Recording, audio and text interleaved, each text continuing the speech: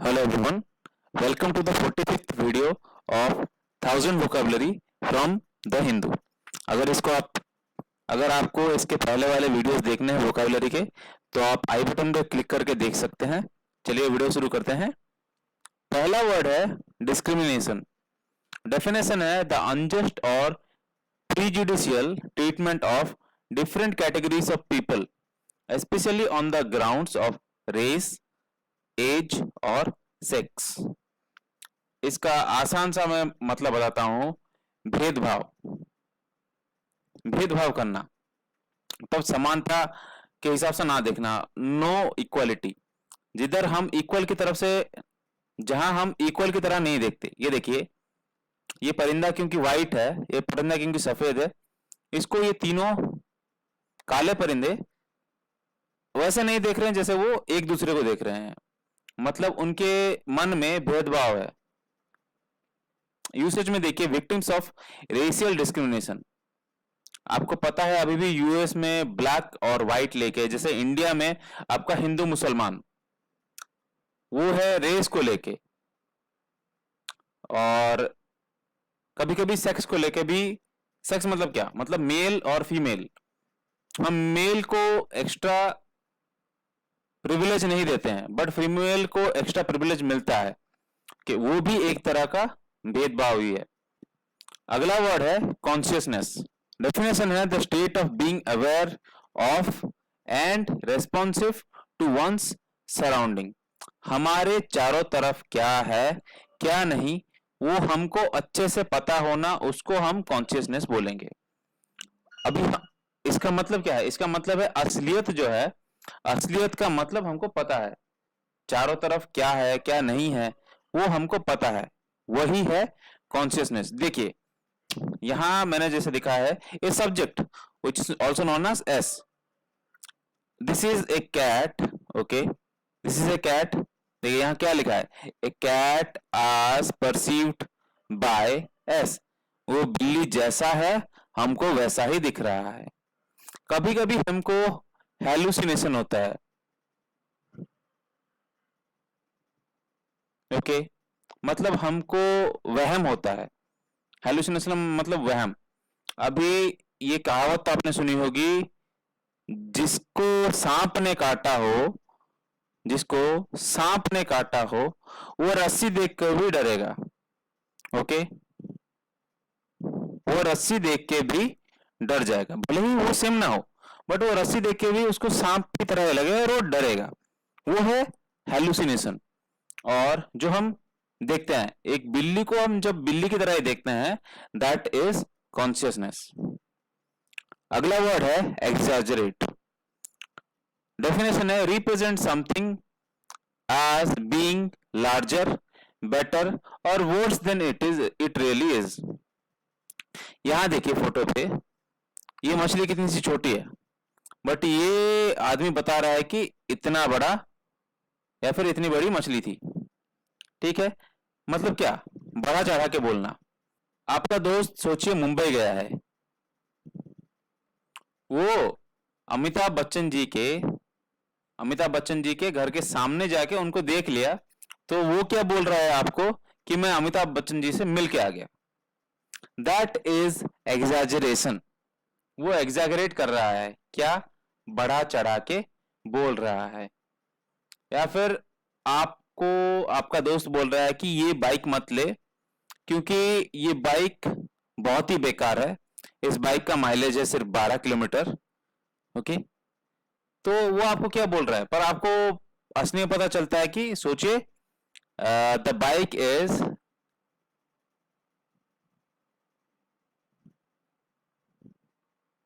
Is deluxe bike. वो बोलेगा आपको इसका माइलेज बहुत ही बेकार है। आपको क्या पता है, आपको पता है डिलक्स बाइक हीरो की तरफ से जो है उसका माइलेज बहुत अच्छा है, बट वो क्योंकि उसको कम करके बोल रहा है, बहुत ही कम करके बोल रहा है, वर्स। हो सकता है आपको वो बाइक अच्छा ना लगे, पर उसको वो बाइक बिल्कुल ही पसंद नहीं है, इसलिए वो उसके अगेंस्ट बोल रहा है, वो भी बहुत ही कम करके। अगला वर्ड है डिबिलिटेट। डेफिनेशन है make someone very weak and infirm. देखिए, this guy is a runner, okay, वो रनिंग करता है। अगर वो बहुत ज्यादा रनिंग करता है, वो सोचिए रोज 5 किलोमीटर रनिंग करता है, उसको किसी एक दिन उसके कोच ने बोला 15 किलोमीटर रन भाग, 15 किलोमीटर भाग। वो 15 किलोमीटर भागने के बाद कैसा होगा उसका हालत? उसका हालत बिल्कुल ऐसा होगा कि वो मतलब पूरी तरह से थक चुका है। That is डिबिलिटेट। ओके, किसी को वीकन करना, कमजोर करना या फिर थका देना। अगला वर्ड है डिक्री। डेफिनेशन है an official order that has the force of law। इसका आसान सा एग्जांपल मैं देता हूं, lockdown. Lockdown was a decree. Okay, और वो कैसे फोर्स किया गया हम पे? लॉ के द्वारा। उसको लॉ की बैकिंग दी गई। ओके, कानून की बैकिंग दी गई लॉकडाउन को, कि अगर आप लॉकडाउन में बाहर जाते हैं आपको फाइन लगेगा, आपको पुलिस वाले पीटेंगे, अगर आप मास्क ना पहन के घूमते हैं तो आपको जेल में भी डाल देंगे, आप फाइन लगेगा। That is decree. ये बोला जाना कि 7 दिन के लिए या फिर 15 दिन के लिए लॉकडाउन होगा, वो जो इंफॉर्मेशन था दैट वाज डिक्री। ये देखिए, ये एक डाइवोर्स डिक्री है, यहां लिखा है डाइवोर्स डिक्री। ओके, तो ये क्या, ये तभी आइदर द मेल पार्ट और the female, either the groom और द ब्राइड, दोनों में से कोई एक जब फाइल करता है डाइवोर्स के लिए एक केस, तो ये डाइवोर्स डिक्री भेजा जाता है अगले पार्टी को, so that they will be able to know that they have been requested a divorce by the other party. अगला वर्ड है इंट्रोस्पेक्शन। डेफिनेशन है द एग्जामिनेशन और observation of one's own mental and emotional processes. खुद से बात करना या फिर जमीर से बात करना। अभी कोई एक गवर्नमेंट का एम्प्लॉय सोचिए 5 लाख रिश्वत लेता है, वो जब घर जाके अपने आप को आईने में देखता है, वो यही सोचेगा, अगर उसका मन साफ होगा तो ये सोचेगा कि मैंने अगर ये लिया तो क्यों लिया। हो सकता है उसने मजबूरी में लिया हो सकता है उसने लालच में आके लिया हो सकता है उसको कोई धमकाया हो तो उसने ले लिया, उसको अपनी जान का खतरा था, दैट्स वाई। बट अपने आप से वो जो बात करना, अपने जमीर से बात करना, दैट इज इंट्रोस्पेक्शन। मतलब खुद के अंदर झांक के देखना कि हाँ, बाकी सारे लोग तो कर रहे हैं, बट क्या मैंने करके सही किया या गलत किया? That is introspection. अगला वर्ड है पेक्यूलियर। डेफिनेशन है different to what is normal और एक्सपेक्टेड और स्ट्रेंज। अभी देखिए, ये एप्पल का शेप कैसा है? ये एप्पल का शेप एप्पल के जैसा नहीं है। ओके, एप्पल का नॉर्मल शेप कैसा होता है? ऐसे, एक दांत के जैसा। मैं ड्राइंग में इतना अच्छा नहीं हूं, सॉरी। एप्पल का शेप ऐसा होता है। अगर हम एक स्क्वायर्ड एप्पल देखेंगे तो हमको क्या, ये अजीब सा फीलिंग आएगा, ये ऐसा क्यों है एप्पल, ये एप्पल मिलता कहाँ है? हमको उसके बारे में जितने क्वेश्चन आएंगे वो क्यों आएंगे? क्योंकि वो नॉर्मल नहीं है, वो हम जो रोज रोज देखते हैं उससे अलग है, डिफरेंट। ठीक है, अजीब या फिर अलग, दैट इज पेक्यूलियर, अनयूजुअल। ये देखिए, या फिर ऑड। हम किसी फनी चीज को भी पेक्यूलियर बोल सकते हैं। अगला वर्ड है डिनायल। डेफिनेशन है the act of denying something. पूरी तरह से मना कर देना। बचपन में आपको बोला गया था कि बचपन में आपको बोला गया था, आपको डराया गया था कि if you eat a seed of an apple, अब एप्पल के बारे में हमने पढ़ा, एप्पल का आप सीड खा लेंगे या फिर बीज आप उसका खा लेते हैं तो आपके पेट से एक पौधा उगाएगा। वो हमको डराया गया था। जब हम बड़े हो गए, then we totally denied the fact कि ये एक मिथ है। हमको तभी भी लगता था जब हाँ हमने सही में जाना, हम तब तक उसको मना नहीं करते, तब तक हम उसको डिनाई नहीं करते उस थ्योरी को। क्यों? क्योंकि हमने उस थ्योरी को टेस्ट नहीं किया है। ओके, आपने कभी अगर बीज नहीं खाया होगा तो आपको क्या लगेगा कि अगर मैं बीज खा लेता हूं तो मेरे पेट से एक पौधा उगने लग जाएगा। But when you eat a seed, जब आप वो एक बीज खा लेंगे, जैसे वाटरमेलन का हो गया या फिर सेब का हो गया, तो आपको क्या पता चलेगा कि this theory is wrong, then you will deny the theory. आप पूरी तरह से मना कर देंगे।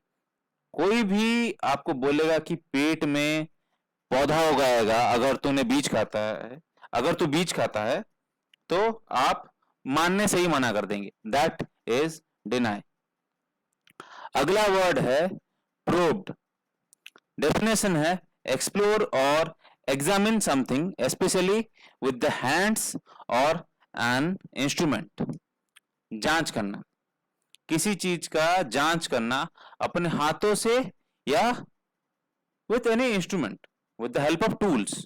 ये देखिए, ये एक मल्टीमीटर से एक मदरबोर्ड का जांच कर रहा है कि इस पे करंट आ रहा है कि नहीं।